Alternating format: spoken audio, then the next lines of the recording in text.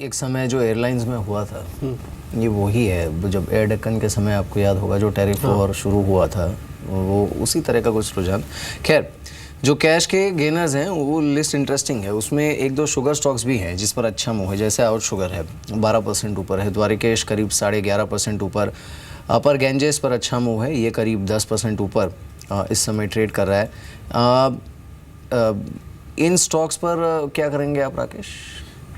मीर काफ़ी अच्छा लग रहा है शुगर स्पेस, और जिन स्टॉक्स के आपने नाम लिए उनमें से एक स्टॉक द्वारकेश शुगर काफ़ी बेहतरीन टेक्निकल स्ट्रक्चर है, क्लियरली बाय ऑन डिक्लाइन वाला स्टॉक है, और जिस तरीके से मिहिर इसका टेक्निकल स्ट्रक्चर है मुझे लगता है इस स्टॉक के अंदर ऊपर में 340-345 के लेवल्स देखने को मिल सकते हैं, और जिस तरीके से स्टॉक मिहिर पॉइज्ड है 295 के अराउंड चल रहा है, और एक बार ये 301-302 के लेवल्स को क्लोजिंग बेसिस पर तोड़ता है तो काफ़ी बड़ी तेज़ी इसके अंदर देखने को मिल सकती है। मिहिर शुगर में से एक और प्ले EID पेरी, ये भी काफ़ी बेहतरीन टेक्निकली स्टॉक लगता है और बाय ऑन डिक्लाइन वाला स्टॉक है, इसको भी गिरावट पे एक्यूमुलेट करके चलना चाहिए। शाना, MMTC के अंदर आज काफ़ी स्ट्रांग मूव है, ऐसा लग भी रहा था कि चलेगा ये शेयर, और ये करीब अभी दिन के उच्चतम स्तरों पे 8%। असल में सरकार अगर इंपोर्ट ड्यूटी कम कर देगी ना गोल्ड सिल्वर पे या फिर अदर जो प्रोडक्ट्स पे, तो एक बड़ा फ़ायदा इन शेयर्स को मिलता है, क्योंकि सरकारी कंपनी है और यही इंपोर्ट और एक्सपोर्ट करवाती हैं भारत सरकार की तरफ से, चाहे एग्री का हो या फिर नॉन एग्री में हो जिसमें कुछ मेटल्स भी होते हैं।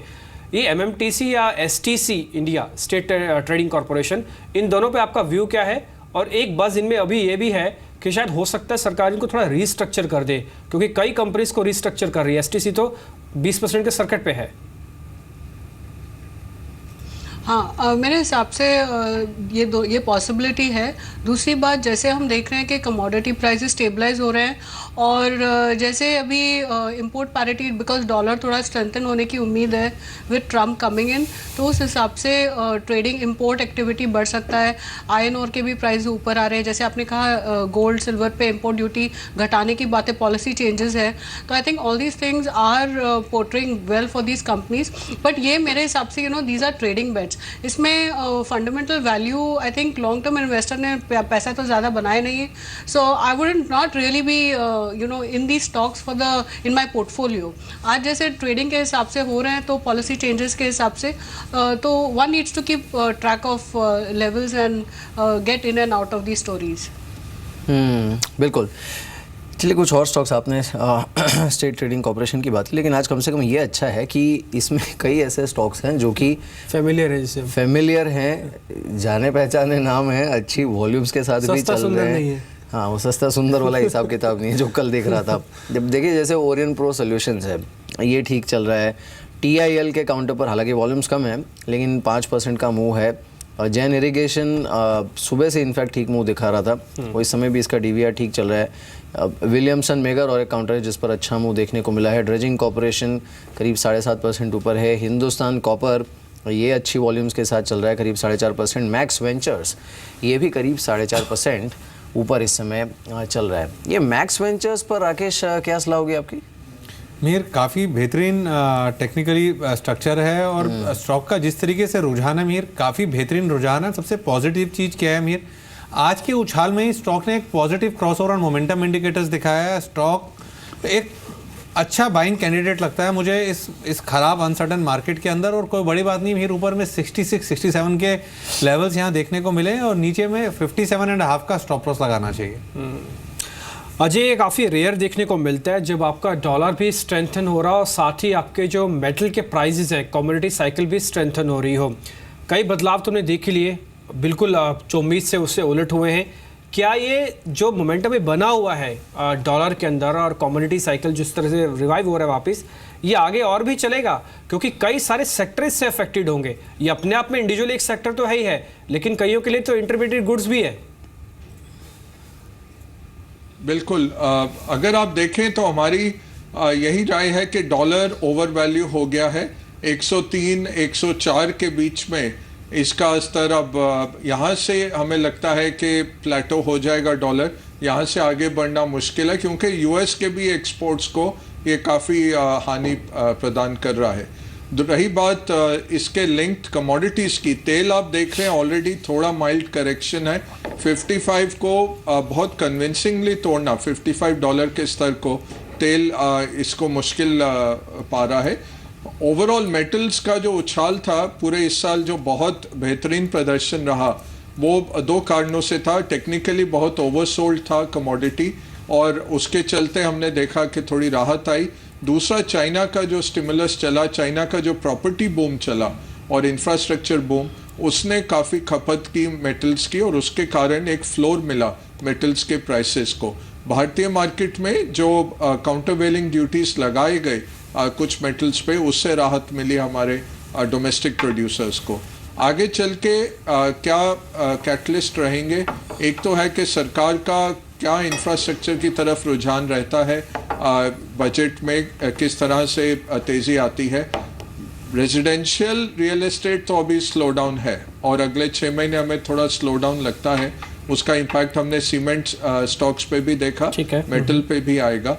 ऑटो स्ट्रॉन्ग ग्रोथ है, सो ऑटो के जो प्रोवाइडर्स हैं मेटल, जैसे स्पेशली एल्यूमिनियम वाले या स्टील वाले प्रोड्यूसर्स, उनको फ़ायदा ज़रूर रहेगा। 1-2 महीने ऑटो में थोड़ी नरमी आ सकती है नंबर्स में, बट उसके बाद पिकअप हमें दिखता है।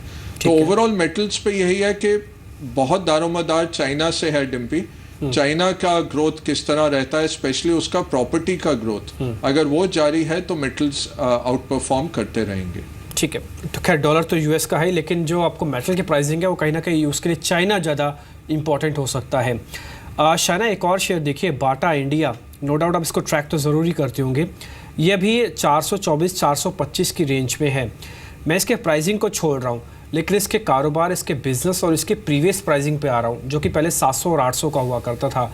ये 50% के डिस्काउंट पे मिल रहा है। और बजट में आप जिन सेक्टर को नोटिस करते हैं ना, उसमें एक लेदर सेक्टर भी होता है। ऑल तो गवर्नमेंट ने इनको बहुत कुछ दिया है, लेकिन इस सेक्टर की डिमांड अभी भी काफ़ी ज़्यादा है, क्योंकि ये सीधा उन तबकों से जुड़ा हुआ है जहाँ पर सरकार कुछ करना चाहती है और कर भी रही है। क्या बाटा इंडिया या फिर इससे और इसके पीयर्स में कुछ वैल्यू बाय आप देख रहे हैं क्या? मेरे हिसाब से बाटा इंडिया अभी बहुत technically as well as value by ये लेवल्स पे इतना करेक्शन के बाद अभी हो सकता है, बट ये क्वार्टर के नंबर्स मेरे हिसाब से अभी भी वीक होने हैं। In fact for the full year first half के अब जो नंबर्स देखे हमने अभी तक, वो काफ़ी वीक थे, both in terms of revenue growth as well as impact on margin. Raw material cost higher थे, और वो जो इम्पैक्ट है वो नेक्स्ट 2 क्वार्टर्स में भी मेरे हिसाब से कंटिन्यू रहेंगे। हैविंग सेड दैट, जो करेक्शन के बाद अभी आप प्योर वैल्यूएशन को देखो, आई think it is about EV is just about 1.5-2 times to, it's about I would say 1.5 to 2 times turnover। उस हिसाब से प्योर वैल्यूएशन के हिसाब से, ब्रांड फ्रेंचाइज के हिसाब से and the number of stores के हिसाब से, I think it makes a decent pick at declines. इस बीच एक शेयर को देखिए, अभी 25% हो चुका है। ये 3% से चला था, वो है डिविस लैब, क्योंकि इसके विशाखापट्टनम यूनिट को एक 483 मिला है। असल में जो इसकी यूनिट है ये 100% एक्सपोर्ट ओरिएंटेड यूनिट है, जहाँ पे इनको एक 483 के अंदर इनके क्वालिटी कंसर्न्स आए हैं।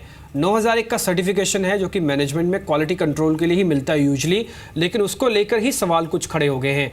जैसे भी थोड़ी देर पहले कह भी रहे थे अजय कि इस समय ये बहुत क्लियर हो जाना चाहिए, एक्सचेंजेस को भी पता हो, इन्वेस्टर्स को पता हो। देखिए 25% डिविस लैब ऐसा शेयर नहीं है कि जो पहले स्पेकुलेटिव रेंज में आता हो। डिविस लैब फ्यूचर का शेयर है, कई इंस्टीट्यूशनल्स के पास होगा, इसमें कोई दो राय नहीं, लेकिन इस तरह से टूटना, 25% शेयर का गिर जाना, ये अपने आप में कॉज ऑफ अ कंसर्न है। अजय, ये 25% टूटने के बाद, मैं आप सिर्फ डिविस की ही बात पूछ रहा हूँ आपसे, ये 25% टूटने के बाद हमको क्या करना चाहिए? अभी रुक जाना चाहिए, 25% टूटने की गंभीरता को देखना चाहिए, या फिर ये सोचना चाहिए कि देखिए 25% सस्ता मिल रहा है, ले लेना चाहिए?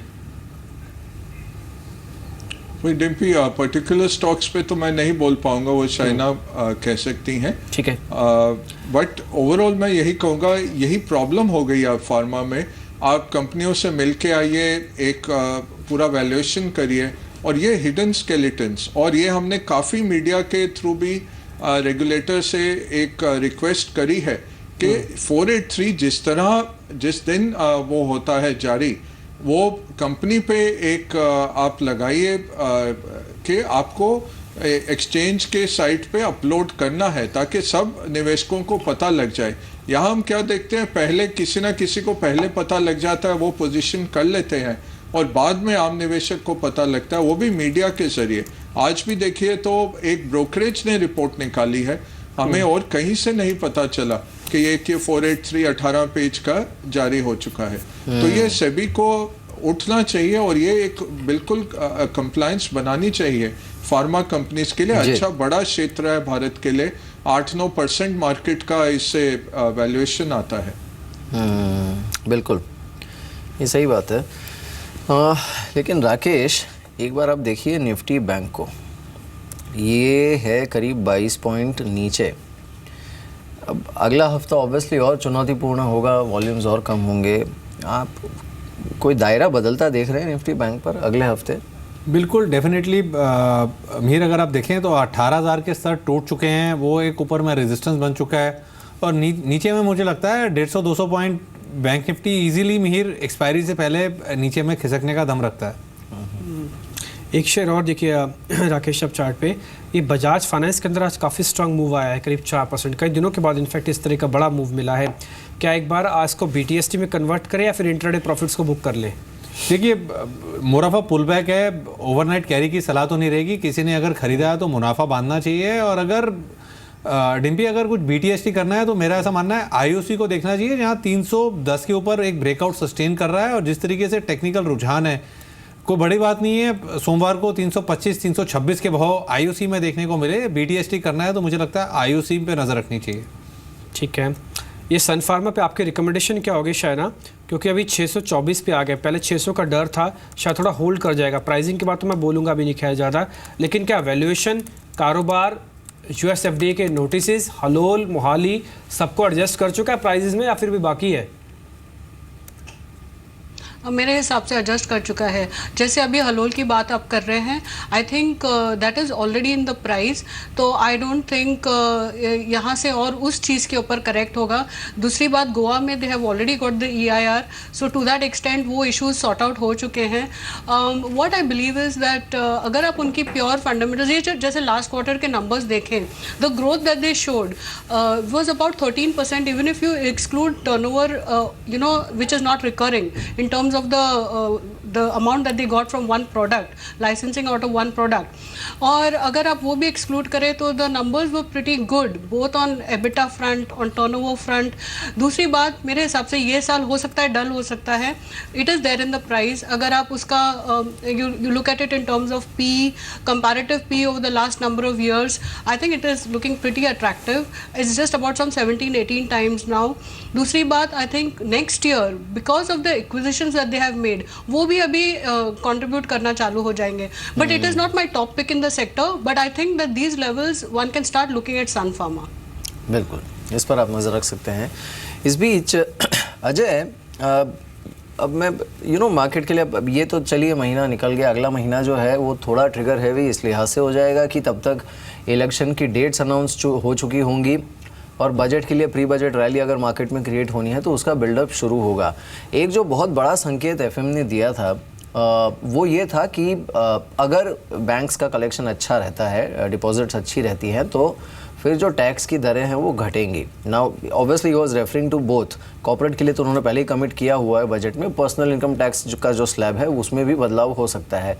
क्या ये एक कैटलिस्ट के तौर पे काम कर सकता है इस मार्केट के लिए जो कि ट्रिगर्स ढूंढ रहा है, and at least on the growth side कोई ऐसा ट्रिगर दिख नहीं रहा है? बिल्कुल मेहर, और हमारा अगर आप देखें जापान और US की तरह ही भारतीय मार्केट है जहां लगभग 60 से 65% GDP जो है डोमेस्टिक पर्सनल कंजम्पशन से आता है। तो आम नागरिक की कंजम्पशन से GDP चलता है। सबसे अच्छा तरीका एक GDP को उठाने का इस माहौल में, और ट्रांसमिशन जिसका फास्टेस्ट रहता है, कि आप टैक्स की दरें काटें फॉर द निजी जो है पर्सनल इनकम टैक्स की दरें काटें।